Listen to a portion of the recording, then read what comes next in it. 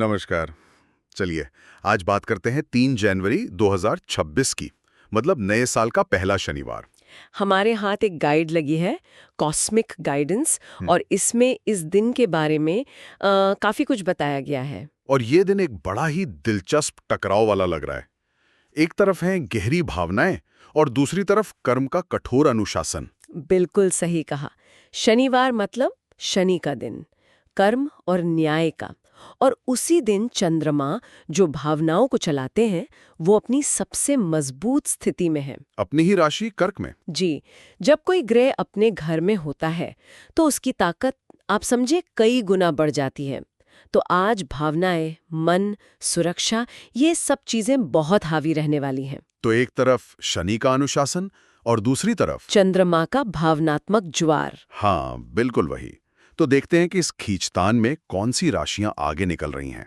इस गाइड में तुला और वृषभ के लिए तो काफी अच्छी बातें लिखी हैं। हाँ, और इसकी वजह भी दिलचस्प है। तुला राशि, जो संतुलन और न्याय की राशि है, उसे शनि के प्रभाव से अपने काम में कोई पहचान, या कह सकते हैं नई जिम्मेदारी मिल सकती है। अच्छा। और वृषभ के लिए तो ये सोने पर सुहागा जैसा है।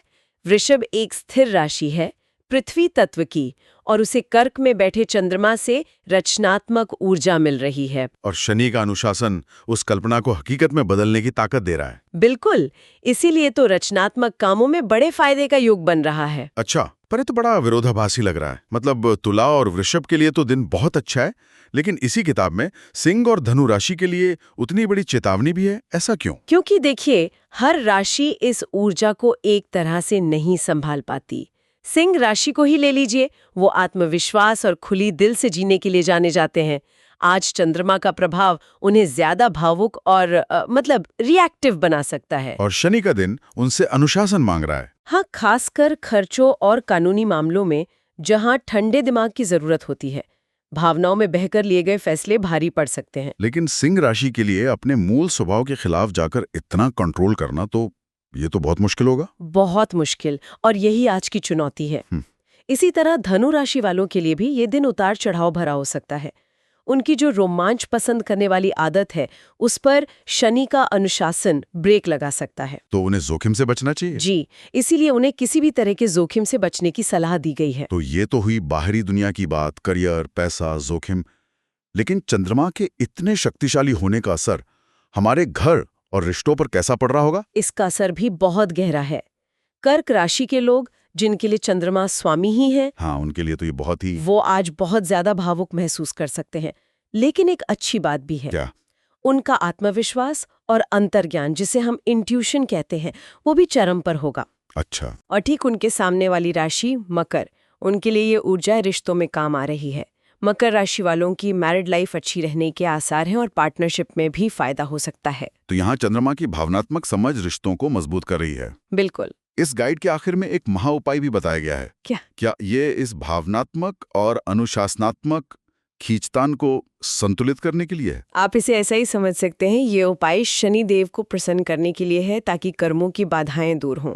इसमें 3 बातें बताई गई हैं। क्या है वो? शाम को पीपल के पेड़ के नीचे सरसों के तेल का दिया जलाकर शनि चालीसा का पाठ करें। किसी जरूरतमंद को काली चीजें जैसे काले चने या कपड़े दान करें, और ओम शम शनेश्वराय नमः मंत्र का 108 बार जाप करें।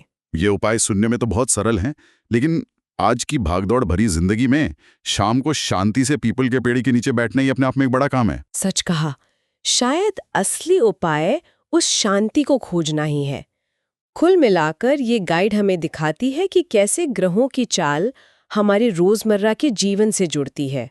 तो ऐसा लगता है कि ये दिन कुछ लोगों के लिए इनाम ला रहा है, तो कुछ से हिसाब मांग रहा है। और ये पूरी तरह इस बात पर निर्भर करता है कि हम अपनी भावनाओं और जिम्मेदारियों के बीच संतुलन कैसे बनाते हैं। बिल्कुल। और ये हमें एक बड़े सवाल पर सोचने के लिए छोड़ जाता है। क्या ये जानना कि हम एक बड़ी लौकिक व्यवस्था का हिस्सा हैं, हमारे दिन प्रतिदिन के छोटे बड़े फैसलों को किसी भी तरह से प्रभावित करता है, या ये सिर्फ घटनाओं को देखने का एक अलग नजरिया भर है?